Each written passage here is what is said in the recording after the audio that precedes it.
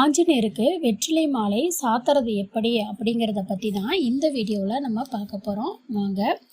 அதாவது நம்ம வேண்டுதல் சீக்கிரம் நிறைவேறணும் அப்படின்னு சொல்லி நினச்சிங்கன்னா ஆஞ்சநேயர்கிட்ட வைக்கக்கூடிய வேண்டுதலுக்கு இந்த ஒரு விஷயத்தை நீங்கள் பண்ணிங்கன்னா கண்டிப்பாக உங்கள் வேண்டுதல் சீக்கிரமாக நடக்கும்.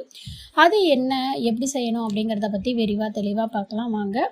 அதுக்கு முன்னாடி நீங்கள் இன்னும் சேனலை சப்ஸ்கிரைப் பண்ணலைன்னா மறக்காமல் சப்ஸ்கிரைப் பண்ணிக்கோங்க. பக்கத்தில் இருக்கக்கூடிய ஆல் பெல் சிம்பலையும் ப்ரெஸ் பண்ணிக்கோங்க. அப்போ தான் நான் போடுற வீடியோ உடனுக்குடனே உங்களுக்கு நோட்டிஃபிகேஷன் ஆகும். இப்போ நம்ம வீடியோக்குள்ளே போகலாம். வாங்க. பொதுவாகவே ஒவ்வொருவருக்கும் வாழ்க்கையில் வெற்றி அடையணும் அப்படிங்கிறதான் நினைக்கக்கூடிய ஒரு மிகப்பெரிய விஷயமா இருக்கும். சில பேர் சொந்தமாக தொழில் செய்வாங்க, வியாபாரம் செய்வாங்க, இதில் வெற்றி அடைய வேணும் அப்படின்னு நினைப்பாங்க. இதுக்காக ஆன்மீகத்தில் எதுவும் பரிகாரம் இருந்தால் அதை செய்வதாகவும் வெற்றி அடைந்திட வேணும் அப்படின்னு நினைப்பாங்க. இன்றைக்கி இந்த வீடியோவில் நம்ம பார்க்க போகிறது அந்த வெற்றி அடைகிறதுக்கான ஆஞ்சநேயருக்கு செய்யக்கூடிய மாலையை பற்றி தான் நம்ம பார்க்க போகிறோங்க. இந்த வெற்றிலை மாலை ஆஞ்சநேயருக்கு அந்த விஷயத்தை பற்றி நம்ம தெளிவாக தெரிஞ்சுக்கலாம். பொதுவாக ஒரு காரியத்தை தொடங்கணும் அப்படின்னு நினைக்கிறவங்க இதை ஆரம்பிக்க முடியாமல் அதில் தடங்கள் வந்து கொண்டே இருக்கும். இதுக்கு என்னதான் செய்து அப்படிங்கிறது ரொம்ப தவிச்சிட்டு இருப்பாங்க. அவங்க எல்லாமே இந்த வெற்றிலை மாலையை ஆஞ்சநேயருக்கு அணிவிக்கலாங்க. ஆஞ்சநேயருக்கு வடமாலை எவ்வளவு சிறப்புடையதோ அந்த அளவுக்கு இந்த வெற்றிலை மாலையும் சிறப்பு வாய்ந்தது அப்படின்னு சொல்லப்படுதுங்க. ஆஞ்சநேயருக்கு வெற்றிலை மாலை ஏன் உகந்தது அப்படின்னு சொல்கிறாங்கன்னா அதற்கான காரணத்தையும் நம்ம தெரிஞ்சுப்போம். ராமாயணத்தில் ராமன் சீதாவை பிரிந்திருந்த காலத்தில் அனுமன் சீதாவிடம் ராமரை பார்த்த செய்தியை சொல்கிறாங்க. அப்போ அங்கு இருந்த வெற்றிலையை தான் அனுமனுக்கு பரிசாக கொடுத்தார். இந்த வெற்றிலையும் அனுமன் மகிழ்ச்சியோட வாங்கி சென்றார். இதனால தான் அனுமனுக்கு வெற்றிலை உகந்ததாக இருக்குதுங்க. சரி, இந்த வெற்றிலை மாலையை எப்படி சாத்தணும் அப்படின்னு கேட்டிங்கன்னா, ஆஞ்சநேயர் கோவில் இருக்குது பார்த்தீங்களா, ஆஞ்சநேயர் கோவிலில் நீங்கள் 11 முறை சுற்றி வருவது சிறப்புடையதுன்னு சொல்லப்படுதுங்க. அதுபோல் வெற்றிலை மாலையும் 11, 21, 27, 54, 108 அப்படிங்கிற கணக்கில் கட்டி கொள்ளணுங்க.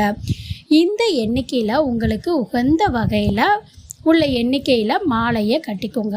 இந்த வெற்றிலை மாலையை சனிக்கிழமை, செவ்வாய்க்கிழமை, வியாழக்கிழமை இந்த மாதிரி நாட்களில் வெற்றிலை மாலையை சாத்தலாங்க.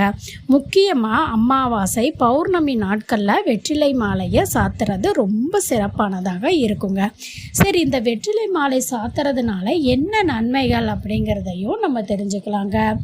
இந்த வெற்றிலை மாலையை ஆஞ்சநேயருக்கு அணிவிப்பதுனால நீங்கள் செய்யும் செயலானது வெற்றியில் முடியும் அப்படிங்கிறதும், அதே மாதிரி தடைகள் இருந்து கொண்டே இருந்தால் அதனையும் நிவர்த்தி செய்யும் அப்படிங்கிறதையும், திருமண தடைகள் எதுவும் இருந்தாலும் அதை நீங்கி திருமணம் நடக்கும் அப்படிங்கிறது இது ஒரு ஐதீகங்க.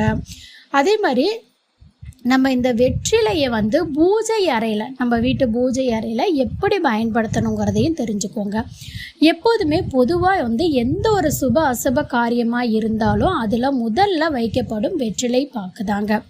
இந்த வெற்றிலை ஆஞ்சநேயருக்கு போடுறோம். அந்த வெற்றிலையோட சிறப்பையும் கொஞ்சம் தெரிஞ்சுக்கோங்க.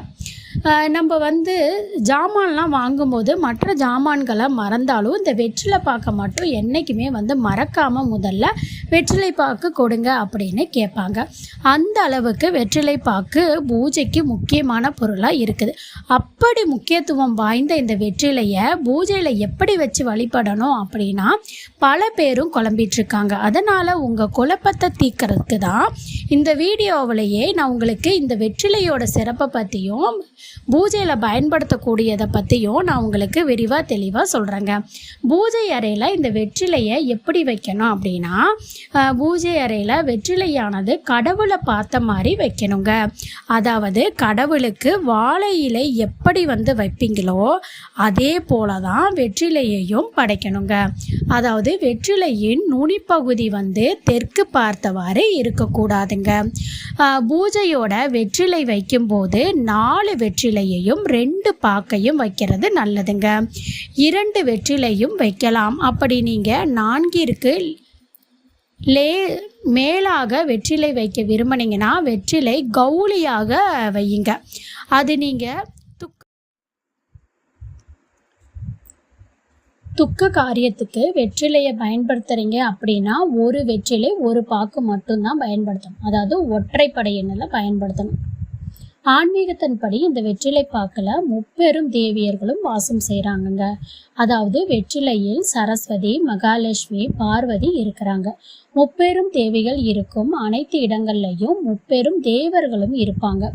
அதனால் அனைத்து தெய்வங்களும் ஆசீர்வாதத்தையும் நீங்கள் பெற விரும்புகிறீங்கன்னா பூஜையின் போது வெற்றிலை பாக்கு வச்சு வழிபடுங்க.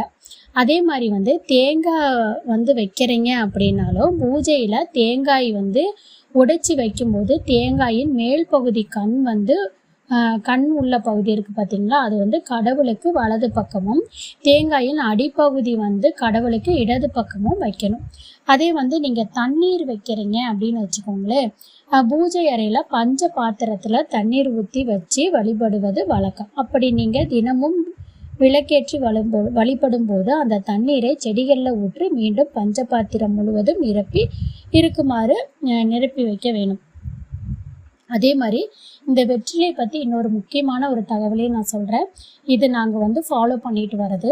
நீங்கள் உங்கள் வீட்டு பக்கத்துலேயோ அல்லது ஆஞ்சநேயர் கோவில் வேறு எங்காவது கொஞ்சம் தள்ளி இருக்கிற மாதிரி இருந்து போகிற மாதிரி உங்களுக்கு முடிஞ்சுது அப்படின்னா அந்த கோவிலில் போயிட்டு உங்களால் முடிஞ்ச வெற்றிலை மாலையோ அல்லது என்ன வாங்கி கொடுக்க முடியுமோ தெய்வத்துக்கு நீங்கள் கொடுத்துட்டு கும்பிட்டுட்டு நீங்கள் ரிட்டர்ன் வரும்போது அந்த பூசாரிக்கிட்டேயே கேளுங்க. ஆல்ரெடி ஆஞ்சநேயருக்கு பயன்படுத்தின வெற்றிலை மாலையெல்லாம் தனியாக ஒரு பாக்ஸில் போட்டு வச்சுருப்பாங்க.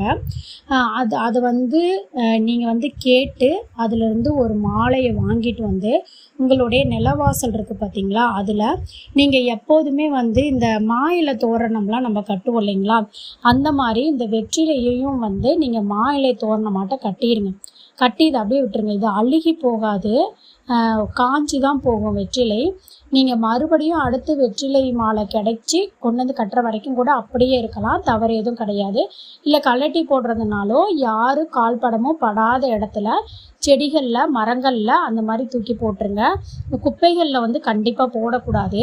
இந்த மாதிரி வெற்றிலை கொண்டு நம்ம வீட்டு வாசல் நிலவாசலில் கட்டுறதுனால என்ன பெனிஃபிட் ஆகும் அப்படின்னு பார்த்தீங்கன்னா, வீட்டில் நெகட்டிவ் தாட்ஸ் குறைய ஆரம்பிக்கும். அதே மாதிரி பார்த்தீங்கன்னா நீங்கள் நினச்சது நடக்கும். வீட்டுக்குள்ளே எப்போதும் நிம்மதி, சந்தோஷம், மகிழ்ச்சிங்கிறது இருந்துக்கிட்டே இருக்கும்.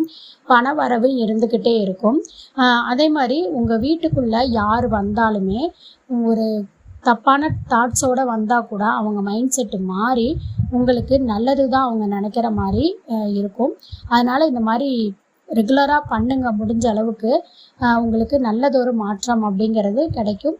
இதை நீங்கள் பூசாரிங்கிட்ட கேட்டு வாங்கும்போது கூட அவங்களுக்கு ஏதாவது ஒரு தட்சணை மாட்டம் உங்களால் முடிஞ்சதை கொடுத்துட்டு கூட வாங்கிட்டு வரலாம். அப்படி கொடுத்து வாங்கினோம்னா நமக்கு ரெகுலராக அந்த மாலை நமக்கு போகும்போதெல்லாம் கிடைக்கும். இந்த தகவலை நீங்கள் பயனுள்ளதாக இருக்குதுன்னு நினச்சிங்கன்னா இந்த வீடியோவை லைக் பண்ணிக்கோங்க. நன்றி.